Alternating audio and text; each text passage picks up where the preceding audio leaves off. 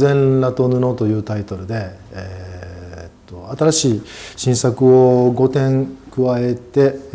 展示をしました。一般の人が見て変わったなと思われるところっていうのは、僕自身の作品が成長して女性像の、彫刻になってるっていうことなんでしょうけども、今回の全裸と布の裏テーマとして考えていたのがその女神というのがあって、自分にとっての女神っていうものを考えて展示したっていうのが今回の展覧会ですね。たまたまその制作をしていて、自分の母親がなんか記憶の中で蘇ってきたというか、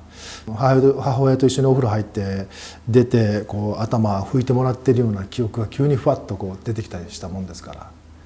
その時に女神っていう言葉が出てきて全部バーッと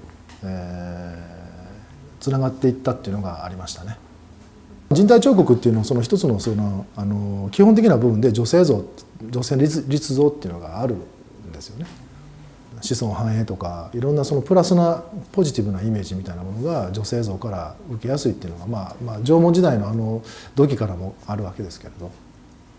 それで女性を神様としてやってきたっていうこともありますよね。今後だからちょっと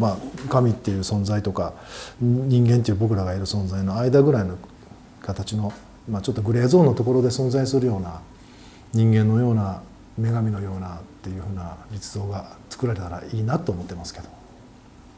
人間の例えば裸とかっていう部分とそれから布っていう部分とでいろんなストーリー性が生まれてくるんですよね。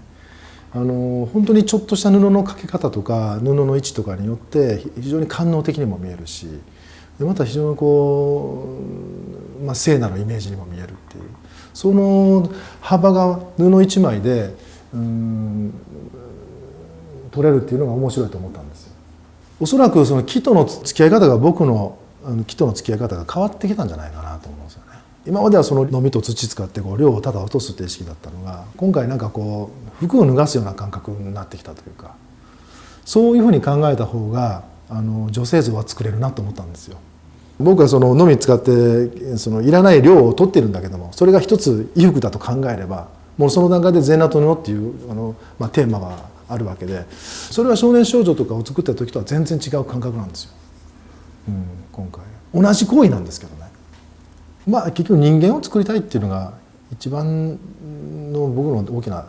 テーマかなっていう、本当根底に流れてるテーマっていうのは人間とは何かっていうことなので、その人間とは何かを仮に少年少女として表してみた、仮に女性像として表してみてるっていうことだと思うんですよね。でそれらがどのように存在していくか、彫刻になった時に彫刻に変えていった時にどのようにその世界として立ち上げられるかっていうのが自分の大きなテーマとしてあるので、その大きな流れのテーマに沿ったものであれば赤ちゃん作るかもしれないですし、当分はちょっと女性像、いわゆるその人体彫刻っていうものに一回帰って、それでもう一度彫刻っていうものを